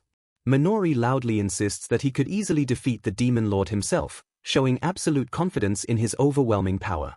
Taking a deep breath, she nervously asks if he could train her during their extended stay in the forest. Genuinely confused by the request, Reese points out that she is already strong enough to defeat powerful magic beasts completely on her own. Clenching her hand over her chest, she firmly declares that she wants to fight the Demon Lord right alongside him. Smiling softly as he realizes her goal was always to get stronger, the young elf warmly agrees to her request. Dedicating themselves completely to their mission, Reese and Minori intensely trained together in the secluded forest. Time flew by relentlessly as their peaceful days quickly turned into long months. Before they even knew it, 2 entire years had passed since they started their isolated routine. A firm, heavy boot stomped into the dirt as someone prepared for an intense battle. Sprinting swiftly ahead, Minori fiercely called out to her master while charging toward the enemy. She confidently reported detecting 5 magic beasts rapidly approaching from their 3 o'clock position. Glaring intensely at the tree line, she pinpointed that the pack consisted of 4 B-rank beasts led by a single dangerous A-rank monster. Verifying her tactical analysis with his appraisal magic, Reese proudly noted how remarkably adept his companion had grown. Flashing a cocky smirk, he challenged the young warrior to take on the deadly A-rank beast all by herself. Without a single second of hesitation, she eagerly accepted the challenge and swore he could completely count on her. Trusting her newfound strength, Reese casually declared that he would handle the rest of the pack. Diving smoothly into the thick underbrush, the elf quietly observed the ensuing battle from a safe distance. A ferocious flock of massive, terrifying cockatrices squawked viciously as they charged forward. Conjuring powerful wind magic around her body, Minori prepared to unleash her first devastating strike. She swung her blade gracefully, unleashing a massive wind scythe named Mantis that sliced right through the approaching horde. Analyzing the strange battlefield behavior, Reese realized the surviving beasts were completely ignoring Minori's obvious killing intent. Lowering her weapon slightly in confusion, Minori quickly deduced that the monsters were actually running away in sheer terror. A colossal, menacing wild bear exploded from the shadows, proving to be the true threat that had scattered the lesser beasts. Unfazed by the towering predator, Minori calmly enchanted her sturdy sword with high-rank fire magic. Pushing her magical limits even further, she furiously ignited her blade with ultimate-tier fire magic. A roaring, magnificent pillar of flames erupted from her sword as she successfully invoked the blazing phoenix. Screaming with raw, explosive power, the young girl swung her burning greatsword with all of her might. The devastating fiery slash instantly engulfed the giant bear, completely obliterating the beast in a single, blinding strike. Panting softly to catch her breath, she turned back toward the brush and called out to her hidden master. Gripping her warm hilt, she beamed with pure pride and announced that she finally managed to control ultimate magic. Emerging happily from the bushes, Reese warmly praised her incredible growth and effortless victory over the wild bear. He gently suggested focusing on stamina training next so she could keep fighting after using such exhausting spells, earning a bashful giggle from his student. Staring closely at her radiant face, Rhys suddenly realized that something about her appearance had subtly changed. Connecting the dots in his head, he quietly noted that they had been intensely training in this isolated forest for 2 whole years. Admiring her mature, confident stature, he silently acknowledged that Minori had fully blossomed into a 20-year-old adult. Flustered by his sudden realization, he hid his deeply blushing face behind his collar while catching a glimpse of the silver ring on her hand. Later that day, Minori proudly presented a delicious, steaming bowl of kakatriso yakidan using Silpha's secret recipe. Digging into the hearty meal, Rhys complimented her amazing cooking skills while she happily credited Silpha for all the helpful lessons. Shifting to serious business, Rhys asked for news from Fort Kukure, but Minori confirmed there was still no trace of the Brave Factor or the Demon Lord. Staring thoughtfully into his empty bowl, Rhys lamented that they hadn't even encountered the mysterious demons from Grillet's altered memories. Resting his chin lazily on his hand, he casually accepted that their quiet, secluded life would continue for a while longer. Suddenly sensing an incoming magical transmission, Minori eagerly rushed off to check a magic messenger arriving from the fort. Left alone at the table, Rhys curiously pondered the fascinating mechanics behind such advanced magical communication tools. Bursting violently through the door with frantic urgency, a panicking Minori loudly shouted his name. Startled by her fiercely trembling hands and the crushed letter, Rhys immediately jumped up and demanded to know what was wrong. Bursting with sudden urgency, a messenger frantically announces that something terrible has happened to Grillet. Adjusting his glasses with a somber expression, Gallius delivers the crushing news that Grillet does not have long left to live. He solemnly explains that the beloved lord has, at the absolute most, only 2 short years remaining. Springing into action without a moment to lose, Rhys immediately decides to use teleportation magic to jump straight to Margrave Garalander's mansion. Arriving in a flash, Rhys warmly greets Gallius as the grieving man profoundly thanks him for taking the time to come. Stepping into the hall, Gallius expresses his deep gratitude for their visit while Silpha gently welcomes Minori alongside them. Kneeling down to meet the young boy's gaze, Rhys offers a warm evening greeting to little Vice. The young child looks up with innocent eyes and politely returns the greeting to the elf. Pointing gently down the hall, Vice informs the guests that his father is resting just over there. Guiding them toward the room, Gallius explains that Grillet is no longer conscious but begs them to at least see him one last time. Throwing the heavy doors open, a distressed Minori rushes inside and cries out for the old man. Sprinting to the bedside, the young girl leans over the covers and loudly announces that Rhys has finally arrived. Approaching the quiet bed, Rhys gazes softly at his old friend and offers a casual, gentle greeting. Looking down at the motionless figure, the elf quietly notes how incredibly peaceful the old man looks. Hugging his child close, Gallius agrees that Grillet's calm demeanor is a far cry from 2 years ago, having finally had the time to talk everything out. He admits that he used to fumble through his duties as a lord before Grillet properly taught him everything he needed to know. Holding Vice tightly against his chest, the tearful man expresses overwhelming gratitude for having his son in his life now. As the young boy innocently asks why his father is crying, Gallius sincerely thanks Rhys for gifting them this precious time. Blushing with a mix of sorrow and nostalgia, Rhys reflects that the past 2 years felt like nothing more than a fleeting moment. Watching Minori and Silpha stand strong together, he realizes that everyone else in the family has already accepted the inevitable end. Staring down at the fading man in absolute silence, Rhys internally wonders if his dear friend is truly satisfied with his life. Gently grasping the old man's frail hand, Rhys feels the life quietly waning away despite the presence of a faint pulse. A vivid memory of a boisterous, smiling Grillet flashes through Rhys's mind as he realizes this man was his very first friend in this new world. Tightening his grip on the withering fingers, the young elf solemnly wonders when the vibrant man's hands became so terribly small. Breaking the heavy silence, Rhys turns back toward the family and asks Gallius if he can be just a little bit selfish. Breaking the heavy silence, Rhys turns to the grieving man and softly calls out Gallius's name. Looking up with a serious expression, the young elf asks if he can be just a little bit selfish. Wiping her tears, Silpha warmly insists that they would gladly accept absolutely anything he wants. Staring solemnly out the window, Rhys gently requests to speak with Grillet one last time. Utterly stunned by the impossible request, an emotional Minori asks how he could possibly talk with her father. Grasping at a tiny sliver of hope, Gallius desperately asks if Rhys truly has a way to do such a miraculous thing. Rhys explains that he plans to use an ancient necromancy technique that governs the cycle of life and death itself. Lowering his gaze, he humbly requests just a little bit of time to prepare the complex spell. Curious about his master's intentions, Minori asks what he would even say if he succeeds in bringing Grillet back. Pausing thoughtfully, Rhys admits he would simply thank his old friend for everything. Trailing off, he tightly shuts his eyes and begins focusing his immense magical power. Surging with dark, otherworldly energy, Rhys claps his hands together and summons a massive, glowing sphere. A colossal, ethereal door violently bursts open upon the hillside, leaving the young elf completely awestruck. Countless glowing souls pour out of the terrifying gate to the afterlife, swirling frantically around the dumbfounded onlookers. Standing tall amidst the swirling spirits, a fully materialized Grillet appears and prompts a shocked gasp from Rhys. Hoisting his massive sword over his shoulder, the confused warrior chuckles and points out that it isn't quite his time to be there yet.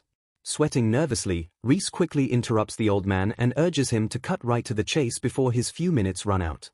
He frantically explains that he used a highly restricted magic to temporarily materialize Grillet's soul in the physical world. He reveals that the ancient technique, necrosis, was once used to temporarily summon the very first Demon Lord and Dragon King. Clenching his fist with burning determination, Rhys swears that he will eventually find a way to permanently revive his dear friend. Pleading with the older man, Rhys begs Grillet to patiently wait in the afterlife until that promised day arrives. Throwing his head back, Grillet bursts into booming laughter and warmly teases Rhys for being capable of absolutely anything. Stepping forward with a reassuring smile, Grillet gently tells the young elf that everything is perfectly fine.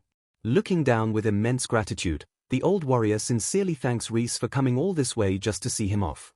Reflecting on his long life, Grillet proudly declares that he successfully protected Fort Kukure and spent his final days surrounded by his loving family. Staring happily into the starry sky, he smiles brightly and states that seeing his cute grandson left him with absolutely no regrets. Pausing slightly, Grillet admits that his one final, lingering attachment is his worry regarding the talking beasts and demons. Staring intensely at the horizon, he warns that humanity will be trampled in an instant if the Demon Lord revives and starts a rampage. Reaching out to grab Rhys's shoulder, the fierce warrior begs his master to promise him that he will find the true hero. Glaring with unwavering conviction, Grillet demands that Rhys guide the hero to completely defeat the Demon Lord. Staring deeply into the young elf's eyes, Grillet solemnly declares that Rhys is the only person he can trust with the entire future of humanity. Overwhelmed by the heavy burden, Rhys swallows his hesitation and firmly promises to fulfill his friend's final wish. A soft, relieved smile stretches across Grillet's face as he gently rests his hand against the young boy's head. Smiling confidently, Rhys assures the old man that he has nothing to worry about as long as Gallius is protecting the fort. Looking down at his own hand, Rhys quietly notes that he can still feel the faint sensation of his friend's touch. A wave of nostalgia washes over Grillet as he fondly remembers the very first time he grabbed his master's hand. Staring in pure wonder, the old warrior notes that Rhys's hand hasn't changed a single bit since the day they first met. Gently gripping the small hand, Grillet marvels at how pale and smooth the elven skin has remained after all these years. Realizing that elves don't start aging until they hit 800, Grillet comically connects the dots and freaks out over how many centuries his master has actually lived. Sharing one final, quiet moment, Grillet gazes warmly down at his eternal friend as his time in the physical world slowly comes to an end. Staring solemnly, Rhys quietly reflects that his own long life must have seemed like a mere flash to the dying man. Gripping the fragile fingers, the elf hesitates to share his own thoughts while Grillet sincerely thanks him for his tears. Passing on a message from Gallius, Grillet gently tells his master that he can finally rest and offers his profound gratitude.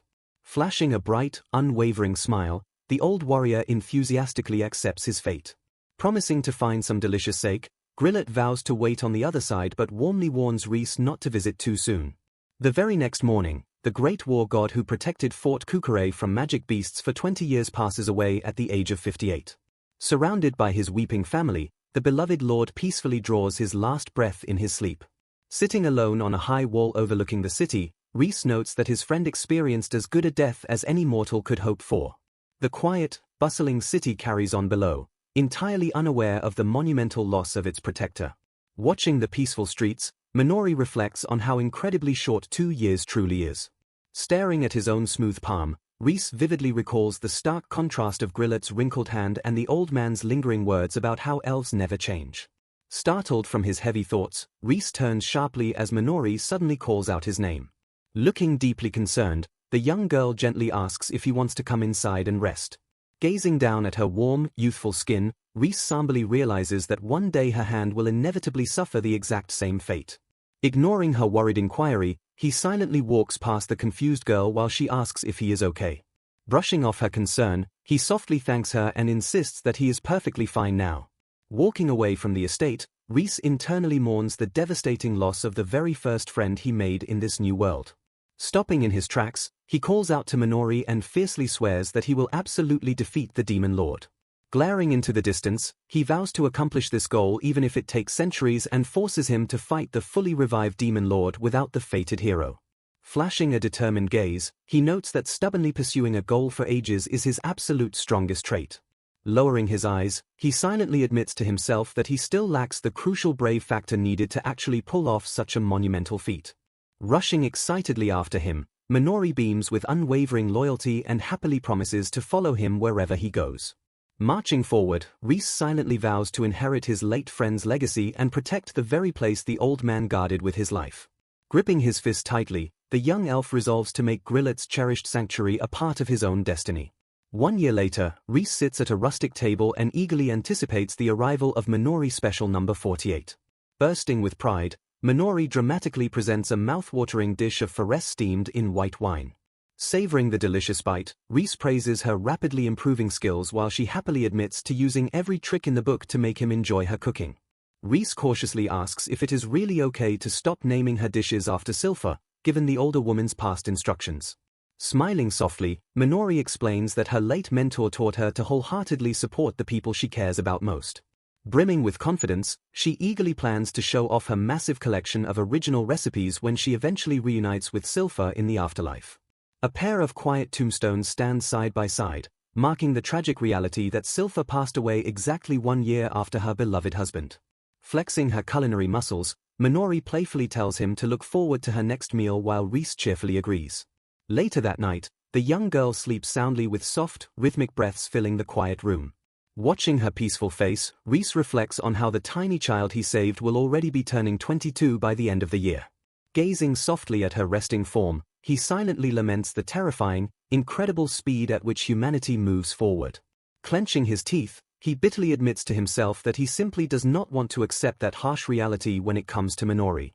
Suddenly jolting upright in his bed, the young elf snaps his attention toward the window as he detects a distant battle. Peeking through the wooden shutters, he utilizes his appraisal magic to analyze several chaotic mana signatures rampaging deep within the forest. A massive, invisible shockwave ripples violently against the shimmering barrier protecting their hidden home. Widening his glowing eyes, Reese unleashes a blinding pulse of raw magical energy into the night. Staring intensely out the window into the dark night, Reese suddenly breaks the silence and declares that he finally found them. Confused by his sudden intensity, a startled Minori gently asks her master what is going on. Spinning around with wild excitement, Reese practically shouts that he finally located their target. Flashing a massive grin at the bewildered girl, he triumphantly announces that he found the one possessing the legendary brave factor. Half a day earlier, a heavily burdened young man gasps for breath as he slowly trudges through a rugged mountain pass. An arrogant adventurer glares back at the struggling boy and angrily demands to know why they have to look after such a pathetic weakling. Sneering viciously, the leader threatens to completely ditch the boy the second they get a chance if he cannot even carry their luggage. Ignoring the harsh insults, the exhausted boy desperately huffs for air while buckling under the weight of a massive, towering backpack. Glancing back with pure disgust, the leader scoffs that the boy perfectly proves why people unable to use magic are completely useless. Pointing a threatening finger, the cruel adventurer swears he will make the boy repay them in full if he drops a single piece of gear. Gritting his teeth through the agonizing pain, the young man groans softly while his so-called comrades march lazily ahead. Trudging forward under the crushing weight, the determined boy repeatedly mutters to himself that this torture is simply part of his training. Desperately calling out to Luke, Jin begs the party to stop and warns that traversing the forest at night is far too dangerous. He frantically suggests setting up camp since it's safe during the day, noting recent reports of a mysterious mist and unusually strong monsters appearing at night. Rolling her eyes, a mage named Solala mocks Jin for being a pain and agrees with Luke's desire to finish the quest and rush home. Annoyed by the whining, Luke commands the boy to shut up while Jin desperately tries to offer a safer route using a hand-drawn map. Exuding pure arrogance, Luke reminds the group that they are a highly capable B-rank party. Sweating under the harsh glare, Jin listens helplessly as Luke cruelly tells the magicless supporter to just keep his mouth shut. Ignoring all warnings, the confident leader orders the group to march straight into the darkening woods. Trudging forward with a heavy pack, Jin tries to reassure himself that everything will be fine as long as he focuses on his assigned tasks. Glaring into the shadows, the young boy firmly vows to overcome his weakness and grow stronger. Deep into the night, the party sprints frantically through the trees as a heavily burdened Jin struggles to keep pace. Cursing in terror, Jin watches as ominous, shadowy figures rapidly close the distance behind them. Panicking as the pursuit intensifies, someone frantically screams to know what kind of freaky creatures are hunting them. Staring back in pure horror, the group realizes the pursuing beasts are absolutely no ordinary monsters. Trembling, Luke tries to rationalize the situation by claiming the magic snake and boar should merely be C-rank threats. Spinning around in desperation, the twin mags unleash a barrage of magical spells directly at their pursuers. The powerful elemental attacks strike the beasts dead on, erupting into a massive and blinding explosion of force. As the smoke clears, the adventurers are absolutely stunned to see their magic did absolutely no damage to the creatures. Trembling in sheer disbelief, they realize that only A-rank monsters or higher possess the terrifying ability to absorb magic. A tearful mage screams in panic, crying out that both her and her sister's spells are completely useless against the threat. Sweating profusely, Luke fiercely insists they are a B-rank party while Carol hysterically begs everyone to run away. Sprinting for their lives, the panicked adventurers wail that the relentless beasts refuse to stop chasing them. Glancing back over his shoulder, a terrified party member questions the horrifying black aura radiating from the monsters. Realizing the dark aura is actually dense mana, Carol deduces these are the exact weirdly strong monsters Jin warned them about. Glaring furiously, Luke commands her to shut up as she cries that they should have listened to the boy in the first place. Pointing an accusing finger, the angry leader reminds Carol that she willingly brushed off the warnings earlier too. Sobbing uncontrollably, Carol wails that they are all going to get caught and die at this rate. Gritting his teeth in furious desperation, Luke listens as a weeping Carol calls out his name for a solution. She begs him to find a way back to the fortress, warning that their dire situation is only going to get worse. A sinister shadow falls over Luke's face as he coldly mutters that it is not over just yet. Flashing a dark expression, the cruel leader decides it is finally time to write off their unprofitable asset. He casually rationalizes that they can simply buy new luggage, sending a wave of absolute shock through his confused comrades. Flashing a psychotic grin, Luke silences Carol's protests by asking if she would prefer to take the boy's place as bait. Desperately trying to save everyone, Jin points out a small animal path they could all use to safely escape the monsters. Sneering viciously down at him, Luke asks the magicless boy what the hell he even lives for. He cruelly reveals he only brought Jin along because they grew up together, openly mocking his pathetic dream of becoming an adventurer. Pulling out a highly valuable magic tool, Luke complains about wasting it while a terrified Jin weakly calls his name. Smiling with sadistic glee, Luke tells the doomed boy he can at least be useful to them in the very end. He aggressively invokes the tool's power, unleashing a devastating combination of advanced water and earth fusion magic. The spell violently crashes into Jin, crushing him under his massive pack as he screams in agony about his sinking legs. Holding a glowing orb, Luke carelessly turns his back on the trapped boy while Jin desperately asks what he is doing. Trembling with fear, the twin mags nervously agree to the sick plan of using the worthless guy as bait so they can escape. Weeping uncontrollably as they abandon their comrade, the terrified girls scream that they just want to go home. Reaching out helplessly from the mud, Jin watches as a horrified Carol turns away and sprints into the darkness. The three surviving adventurers disappear into the night, completely abandoning the crippled boy to be slaughtered. Gripping the dirt with bloody fingers, a devastated Jin realizes they could have all made it out together if they had just listened. Lying helpless in the dirt, the young boy reflects on the painful reality of his inability to use magic. Gazing into the distance, he remembers how his lifelong dream had always been to become a powerful adventurer who could save others. He fondly imagines a life spent traveling the world, defeating dangerous monsters, and protecting the innocent smiles of the people. Despite his tragic lack of talent, he has always deeply believed that being an adventurer was the absolute coolest path in life. Staring at his calloused hands, he bitterly laments that magic is an absolute requirement for adventurers and he simply cannot wield it. He reflects on how humans naturally develop magic by age 5 and hit their absolute peak around 20 years old. Recalling his past, he notes how every single childhood friend he partied up with quickly grew overwhelmingly strong at a terrifying speed. Staring hopelessly at the ground, he painfully admits that nothing ever changed for his own stagnant growth. Refusing to completely surrender his dream, he desperately trained with his sword to compensate for his devastating lack of magical talent. Pushing himself to the absolute limit, he worked tirelessly to gather information so he could still be useful to his friends. Gripping the earth, he cries out that his curse prevents him from even using the basic magic tools that all of humanity relies on. Trapped in a world where magic dictates everything, the crippled boy feels completely forbidden from holding onto any hopes or dreams. As the terrifying shadows of the monsters loom over him, he weakly reaches out and whispers his final wish. Staring death in the face, the battered boy sadly admits he just wanted to be a cool adventurer like the rest of them. A massive, explosive sphere of dark energy suddenly violently erupts out of nowhere and blasts the monstrous snake away. Invoking the powerful Whirl Schwartz spell, a mysterious savior arrives in the nick of time to unleash a devastating strike. A blinding pillar of fiery destruction engulfs the battlefield as a fierce warrior steps up to crush the remaining threats. Glaring at the scorched earth, Minori loudly announces that she and her master made it just in time to intercept the black flames. Flashing a confident smile, Reese notes how incredibly close the boy came to meeting his tragic end. Noticing a second beast charging forward, Minori fiercely declares that she will personally handle the rampaging magic boar. The massive, menacing boar snorts viciously and digs its hooves into the dirt as it prepares to trample the new challengers. Raising her weapon with absolute authority, Minori channels an overwhelming combination of ultimate fire and wind fusion magic. She seamlessly invokes the legendary Dragonia spell, unleashing a torrential storm of elemental fury. The resulting shockwave obliterates the surrounding terrain and completely vaporizes the ferocious beast in an instant. Looking up in absolute shock, the battered Jin gasps in awe as he realizes his savior is an actual elf.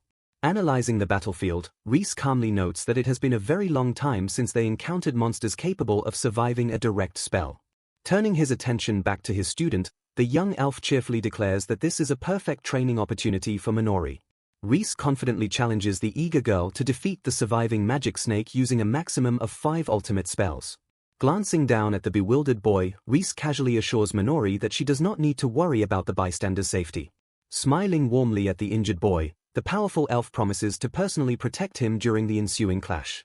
Watching the interaction, a fiercely jealous Minori silently pouts and wishes her master would protect her instead.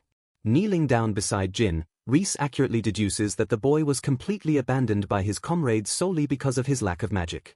Shaking his head in disbelief, Reese mocks the boy's former party as utterly blind fools. The wise elf notes that Jin has constantly trained his body and mind to absolute perfection in order to overcome his magical handicap. Staring deeply into the boy's soul, Reese praises him for never giving up and always believing that his magic would someday awaken. Utterly stunned by this perfect analysis, Jin weakly looks up and asks how the stranger could possibly know his deepest struggles. Pointing gently at the young man, Reese confidently declares that such unbreakable perseverance is exactly what defines true greatness. Flashing a reassuring smile, the young elf firmly states that Jin's relentless spirit is precisely what makes a true hero. Channeling his immense power, Reese casts the ultimate recovery spell Psi Ralpha to completely heal the boy's severe wounds. Offering a warm, gentle hand to the stunned boy, Reese expresses his profound relief at finally finding the one possessing the legendary brave factor. History would later record that the 17-year-old Jin Fritz experienced his ultimate turning point the fateful night he met an elf. Staring in pure awe, Jin realizes Reese healed his severely injured legs instantly without even using a single potion. Sitting comfortably on the forest floor, the stunned boy deduces his savior must truly be one of the legends. Annoyed by the situation, Reese complains about the party making one member carry all the heavy luggage while Jin wonders if he is a legendary elf. Reese gently praises the boy for managing to keep pace on the uneven forest roads while lugging such a massive bag. Looking curiously at the young supporter, the elf asks if Jin has been doing all this grueling work without magic his entire life. Jin sadly admits he was born without mana, noting that normal people simply use magic tools to carry heavy loads. Reese confirms the tragic reality, stating he cannot feel any mana waves emanating from the boy, meaning even basic magic tools are useless to him. Examining Jin's well-trained arms and legs, the elf notes the boy must have worked incredibly hard to compensate for his lack of mana. Gripping his arm tightly, Jin tearfully laments that he wouldn't have been abandoned by his comrades if only he were stronger. Reese silently observes that instead of blaming the companions who left him for dead, the noble boy only blames his own lack of strength. Glaring with sudden intensity, Reese realizes this exact mindset is what will bring the legendary hero factor to its true potential. Standing tall over the confused boy, the confident elf declares that Jin has the talent to become a strong adventurer and vows to make him one. Lowering his gaze, Reese adds that he won't bother the boy if he has already lost his drive to pursue his dream. Extending a warm hand, the elf invites Jin to take it if he still deeply desires to become even a little bit stronger. Looking up with renewed hope, Jin vividly recalls his lifelong dream to become a strong adventurer who protects people's smiles. Tears streaming down his face, the battered boy desperately cries out that he truly wants to become stronger. Reaching forward with all his might, the weeping boy passionately screams his desire to grow strong. Grasping the boy's hand firmly, Reese pulls him up with a reassuring smile as a new bond is forged. Jin stares at the elf in absolute wonder while Reese internally marvels at the amazing resolve both these young kids possess. Formalizing their partnership, they proudly introduce themselves to each other while Reese humbly reflects that he was nothing like them in his past life. Minori urgently interrupts the moment, screaming a warning that the surviving magic boar is charging straight for Reese. As the massive beast snorts and hardens its fur into sharp spikes, Reese calmly identifies the creature's hardening magic. Stepping forward to meet the charge, Reese counters the beast's hardening magic with his own beast fist and enchants it with crackling thunder magic. Lightning surges violently around his arm as the elf pulls back his glowing, devastating thunder fist. Flashing a confident smirk, Reese instructs Jin to stay back and closely watch the ensuing battle. Sprinting forward with blinding speed, the fierce elf unleashes his strike and yells that this overwhelming power is what 100 years of training gets you. The electrified punch slams brutally into the massive boar, completely shattering its defense and sending the heavy beast flying backward. Reese flashes a triumphant grin as raw lightning surges through the impact zone, thoroughly obliterating the monster. Jin watches the spectacle in absolute shock, suddenly recalling that fairy tales claim elves can only use basic healing magic. Still reeling from the incredible display, Jin listens as Reese casually suggests they go retrieve Minori.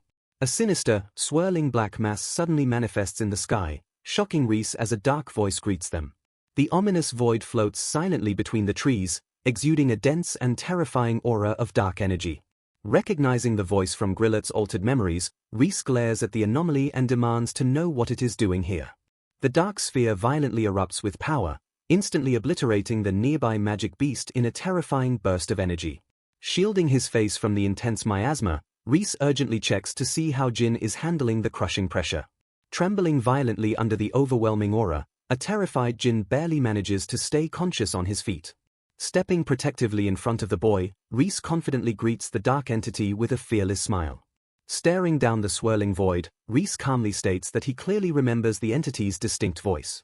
Glaring sharply at the anomaly, the elf deduces that this is the exact same being who attacked Grillet at Fort Kukure 10 years ago. Noting its much fainter appearance, Reese questions if the entity has been trapped in this strange, incorporeal form using dark magic. Deep inside a mausoleum in the Holy Forest Litor, a dark entity reveals that its soul was sealed away. The entity explains it only exists now thanks to mana from the Demon Lord's subordinate, remaining trapped in this pitiful vessel.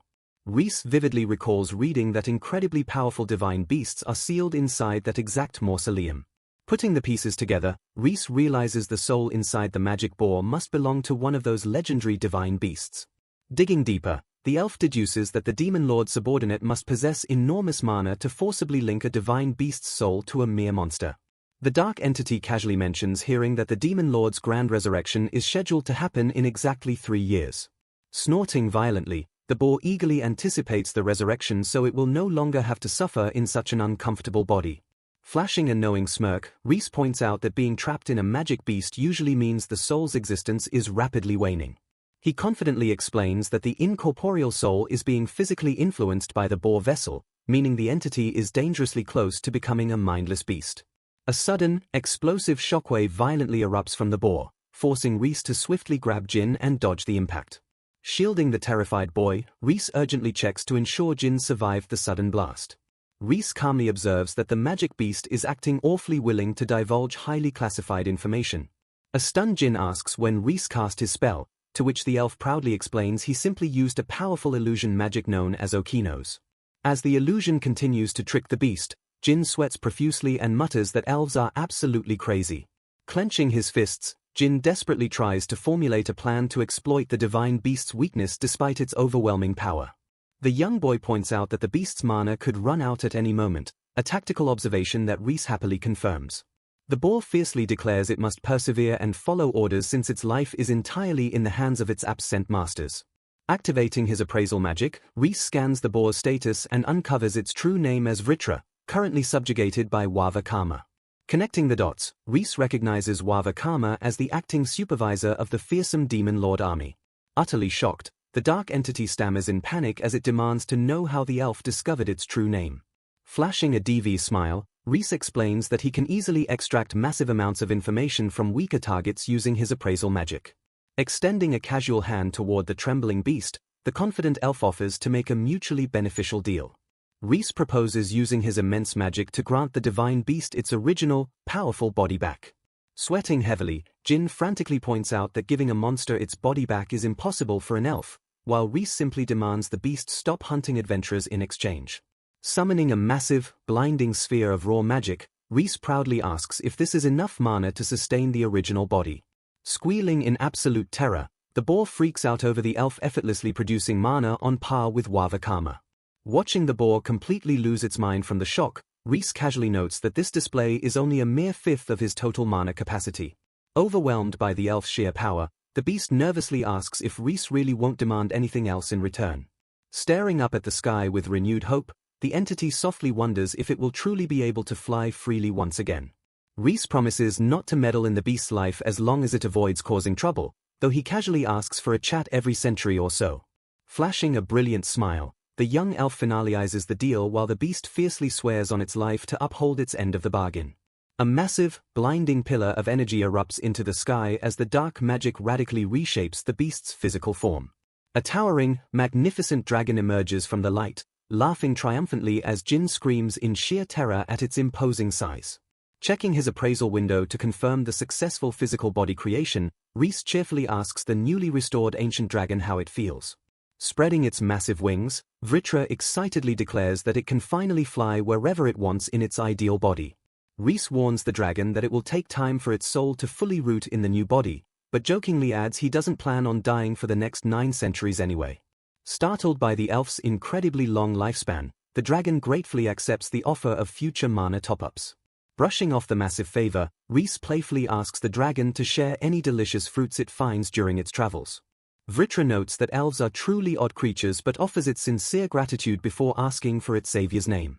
Smiling brightly, Reese Klein proudly declares himself an elf who fled his cramped little world to live freely on the outside. Recognizing their shared desire for absolute freedom, Vritra chuckles and declares that they are truly birds of a feather. Fist-bumping the colossal beast, Reese fiercely swears a lifelong friendship that the dark dragon gladly accepts. Preparing to take flight, the ancient dragon's massive eye suddenly glows as it offers a mysterious token of its profound gratitude. A sudden, blinding pulse of dark magic violently washes over the startled elf as he wonders what just happened. Spreading its magnificent wings, Vritra promises to visit Reese Klein again after taking a triumphant flight around the entire world. Reese happily watches the massive beast soar into the twilight sky and cheerfully bids his new companion farewell. Staring at the empty horizon, the young elf quietly marvels at how incredibly fast the dragon completely disappeared from sight. Smiling warmly, Reese reflects on the absolute joy of finally making a friend in this new world who shares a similarly long lifespan. Breaking the quiet moment, an incredibly excited Minori sprints up to announce her flawless victory over the magic snake. Reese proudly praises his student's amazing growth, genuinely impressed that she effortlessly defeated the beast with plenty of mana to spare. Watching from the sidelines, an absolutely awestruck Jin deduces the young girl must be at least an A-rank adventurer to pull off such an incredible feat. Snapping his attention to the bewildered boy, Reese fiercely scolds Jin for standing around slack-jawed when there is no time to waste. A horrified Minori gasps in pure shock as Reese solemnly reveals that the Demon Lord will fully revive in exactly 3 short years. Turning back to the trembling boy, the serious elf commands Jin to listen closely to some incredibly vital information. Reese completely shatters the boy's reality by revealing that Jin possesses the dormant brave factor, making him the only person capable of defeating the Demon Lord.